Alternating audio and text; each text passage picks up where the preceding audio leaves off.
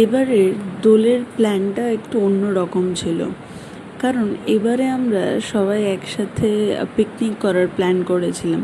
প্রতি বছরই রং খেলাটা একসাথে হয়, কিন্তু লাঞ্চ ডিনারটা যে যার বাড়িতে হয়। এই বছর সবাই মিলেই একসাথে উদ্যোগ নিয়ে পিকনিকের আয়োজন করা হচ্ছে। সেই মতো আগের দিনকে আমরা বাজার করতে চলে গিয়েছিলাম। যদিও বাজারে যেতে অনেকটা লেট হয়ে গেছিলো, কারণ সবারই কাজ ছিল। কাজ সেরে পিসির বাড়ি চলে গিয়েছিলাম বাজার করার জন্য। শুধু বাজার নয়, মুদিখানা দোকান থেকেও যে যে জিনিসগুলো আনতে হবে সেই জিনিসগুলো লিস্ট করে দিন আনা।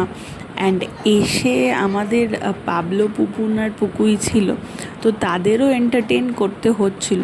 তাই যখন আমাদের পাবলো বোর হয়ে যাচ্ছিল, জ্যা একটুখানি এন্টারটেন করছিল, কারণ উনি যদি চুপ না থাকেন তাহলে আমাদের কোনো কাজটাই হবে না ভালোভাবে। সেই জন্য ওনাকে এন্টারটেন করা হচ্ছিল।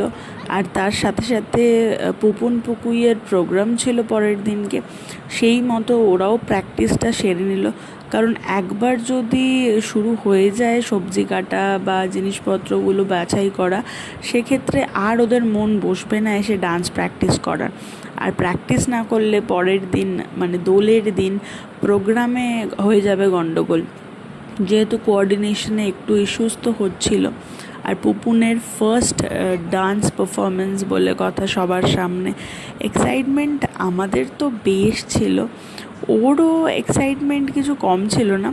কিন্তু হ্যাঁ, মাঝে মধ্যে একটুখানি ভয় পেয়ে যাচ্ছিলো, আর বেশিবার প্র্যাকটিস করতে বললে রাগ হয়ে যাচ্ছিলো। তো যথারীতি ডান্স পারফরমেন্স প্র্যাকটিস হয়ে যাওয়ার পর আমাদের শুরু হলো সবজি কাটা।